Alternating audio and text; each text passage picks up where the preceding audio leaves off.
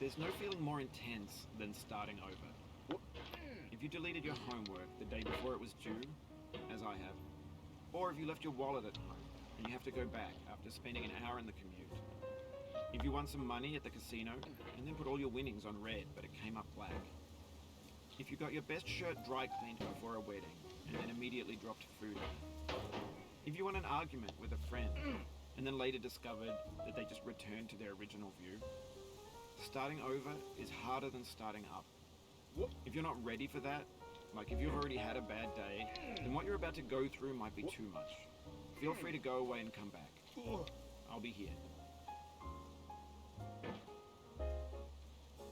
Alright, thanks for coming with me on this trip. I'll understand if you have to take a break at any point. Just find a safe place to stop and quit the game. Don't worry, I'll save your progress, always, even your mistakes. This game is a homage to a free game that came out in 2002, titled Sexy Hiking. The author of that game was Jazzuo, a mysterious Czech designer who was known at the time as the father of B games. And B games are rough assemblages of found objects. Designers slap them together very quickly and freely, and they're often too rough and unfriendly to gain much of a following. They're built more for the joy of building them than as polished products. In a certain way, Sexy Hiking is the perfect embodiment of a B game. It's built almost entirely out of found and recycled parts, and it's one of the most unusual and unfriendly games of its time. In it, your task is simply to drag yourself up a mountain with a hammer. That act of climbing, in the digital world or in real life, has certain essential properties that give the game its flavor. No amount of forward progress is guaranteed. Some cliffs are too sheer or too slippery, and the player is constantly, unremittingly in danger of falling and losing everything.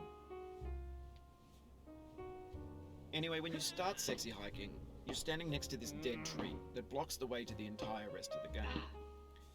It might take you an hour to get over that tree, and a lot of people never got past it. You prod and you poke at it, exploring the limits of your reach and your strength, trying to find a way up and over. And there's a sense of truth in that lack of compromise. Most obstacles in video game worlds are fake. You can be completely confident in your ability to get through them once you have the correct method or the correct equipment or just by spending enough time. In that sense, every pixelated obstacle in Sexy Hiking is real. The obstacles in Sexy Hiking are unyielding, and that makes the game uniquely frustrating. But I'm not sure Jazzuo intended to make a frustrating game. The frustration is just essential to the act of climbing, and it's authentic to the process of building a game about climbing.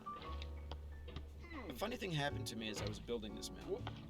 I'd have an idea for a new obstacle, and I'd build it, test it, and it would usually turn out to be unreasonably hard. But I couldn't bring myself to make it easier. It already felt like my inability to get past a new obstacle was my fault as a player rather than as a builder. Imaginary mountains build themselves from our efforts to climb them, and it's our repeated attempts to reach the summit that turns those mountains into something real. When you're building a video game world, you're building with ideas, and that can be like working with quickset cement. You mold your ideas into a certain shape that can be played with, and in the process of playing with them, they begin to harden and set until they're immutable, like rock. And at that point, you can't change the world. Not without breaking it into pieces and starting fresh with new ideas. For years now, people have been predicting that games would soon be made out of prefabricated objects, bought in a store and assembled into a world. And for the most part, that hasn't happened, because the objects in the stores are trash. I don't mean they look bad or that they're badly made, although a lot of them are. I mean they're trash in the way that food becomes trash as soon as you put it in the sink. Things are made to be consumed and used in a certain context, and once the moment is gone, they transform into garbage. In the context of technology, those moments pass by in seconds. Over time, we've poured more and more refuse into this vast digital landfill that we call the internet. It now vastly outnumbers and outweighs the things that are fresh and untainted and unused. When everything around us is cultural trash, trash becomes the new medium, the lingua franca of the digital age. And you can build culture out of trash, but only trash culture. B games, B movies, B music, B philosophy. Maybe this is what digital culture is. A monstrous mountain of trash, the ash heap of creativity's fountain. A landfill with everything we ever thought of in it. Grand, infinite, and unsorted. There's 3D models of breakfast, Gen X's fanfic novels, scan magazines, green screen Shia LaBeouf, banned snuff scenes on Live League. Facebook's got lifelike bots with unbranded adverts and candid shots of Kanye and Taylor Swift mashups, car crash epic failed GIFs, Russian dashcam vids, discussions of McRibs, discarded, forgotten, unrecycled, muddled, rotten, untitled. Everything's fresh for about 6 seconds, until some newer thing beckons, and we hit refresh. And there's years of persevering, disappearing into the pile, out of style, out of sight. In this context, it's tempting to make friendly content that's gentle, that lets you churn through it but not earn it. Why make something demanding if it just gets piled up in the landfill, filed in with the bland things? When games were new, they wanted a lot from you. Daunting you, taunting you, resetting and delaying you. Players played stoically. Now everyone's turned off by that. They want to burn through it quickly. A quick fix for the fickle. Some tricks for the clicks of the feckless. But that's not you. You're an acrobat. You could swallow a baseball bat. Now I know, most likely you're watching this on YouTube or Twitch, while some dude with 10 million views does it for you. Like a baby bird being fed chewed up food. That's culture too.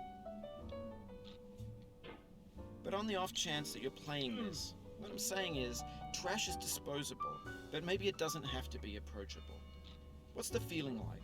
Are you stressed? I guess you don't hate it if you got this far. Feeling frustrated? It's underrated. An orange is sweet, juicy fruit locked inside a bitter peel. That's not how I feel about a challenge. I only want the bitterness. It's coffee. It's grapefruit. It's licorice.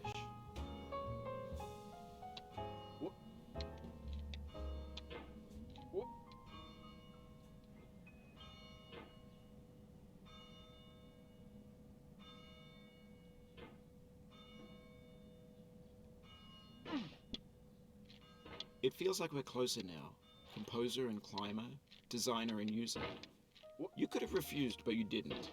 There was something in you that was hidden, that chose to continue.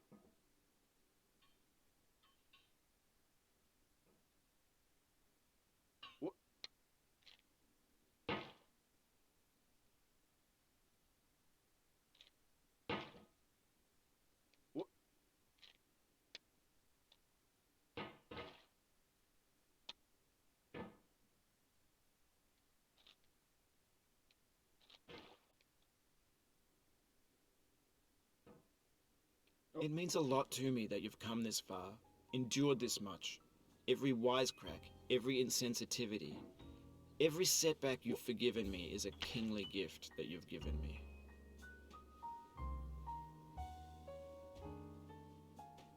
No. Oh, no.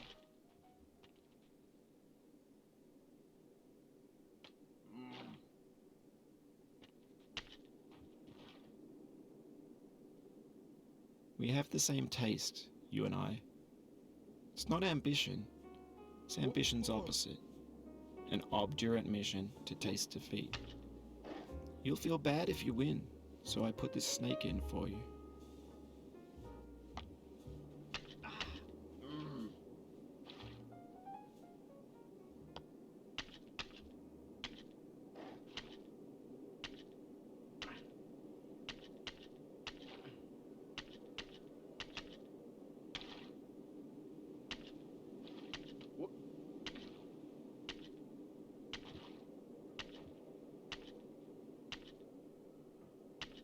Have you thought about who you are in this? Are you the man in the pot, Diogenes? Are you his hand? Are you the top of his hammer? I think not.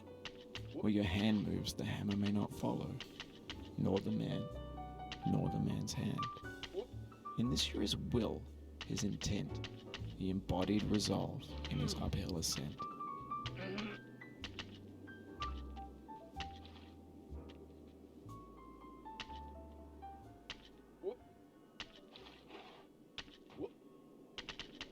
Oh, you just lost a lot of progress. That's a deep frustration, a real punch in the gut.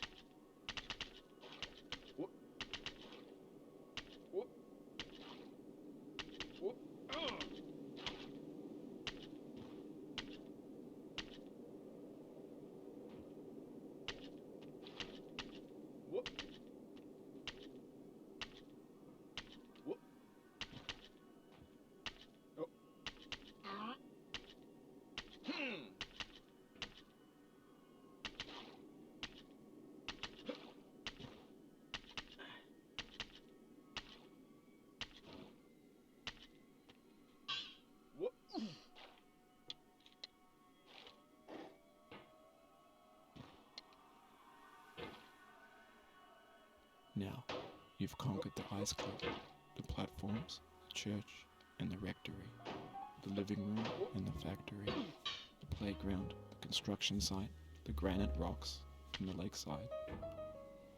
You've learned to hike. There's no way left to go but up. In a moment, I'll shut up. But let me say, I'm glad you came.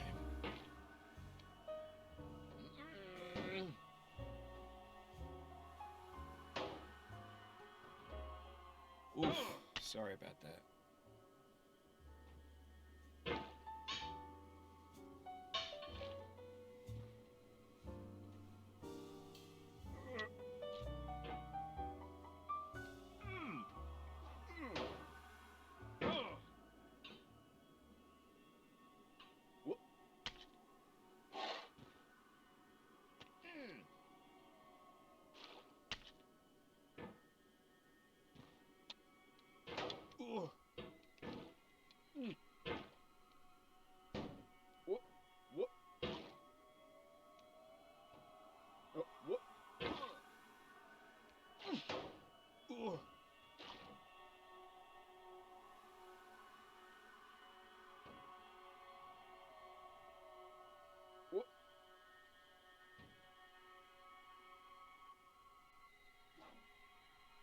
Oh no.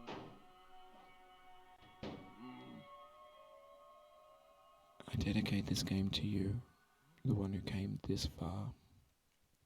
I give it to you with all my love.